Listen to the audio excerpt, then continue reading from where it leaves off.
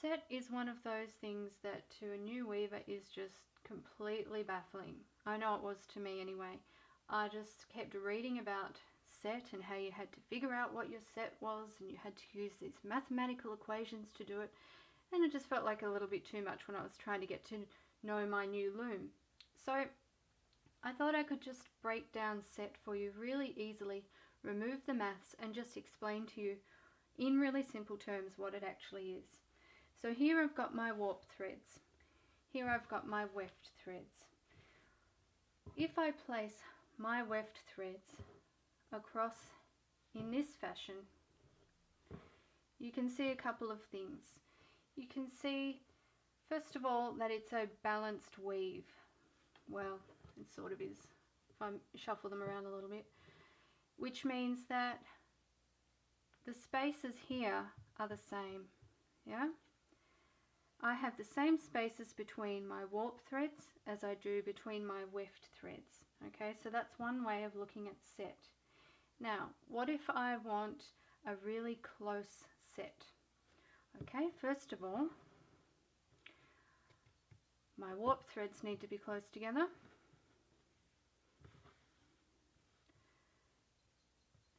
And when my weft threads, when I start weaving, they need to be close together too. Looking at this section here, that gives me a close set and a balanced weave. What if I want a loose set?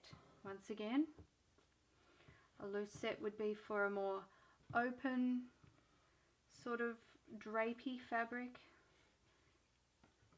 So if I wanted to do that, then I would be setting my threads further apart. And same for when I come in with the weaving. So that's set in about its most basic definition, I think. So I've got some samples here to show you. This is a scarf I wove ages and ages ago. And I thought it was probably a good one to show you because there's a few I've used a few different yarns in here and they've given different effects. So if you have a look at this bright rainbowish one here, it's a balanced weave. The yarn that I've used for the weft was the same thickness as the warp yarn, so it's a really balanced weave. Now, keeping on with the same warp, that thicker warp, I introduced a thinner yarn here, half as thin in fact, and you can see the difference it makes in the look. You can see that the threads here are very close together. The warp threads are not visible at all, and on this scarf it's given almost a ripply effect. I used a lot of different yarns on this scarf.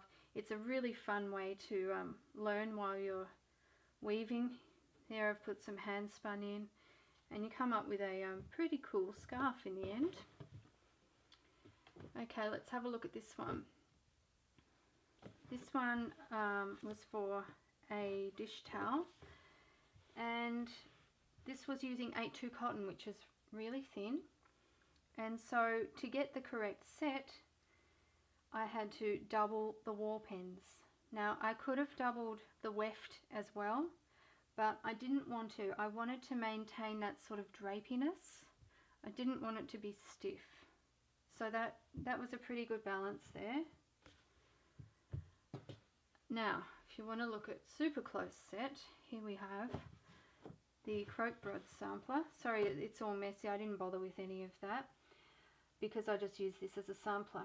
Now, you can probably see how stiff this fabric is, and the weft yarns used were the same as the warp, but it was packed right down with a beater, and that's the difference. So I have a lot more weft threads in there than I do warp. So once again, the warp is not visible anymore, only the weft threads.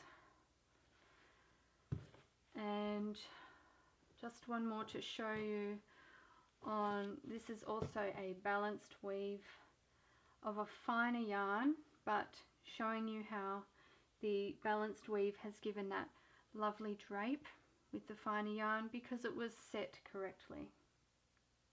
Okay, so I hope that helps you to understand set a little bit, and my next video will go into the maths a little bit more, but don't be scared, it's really quite easy.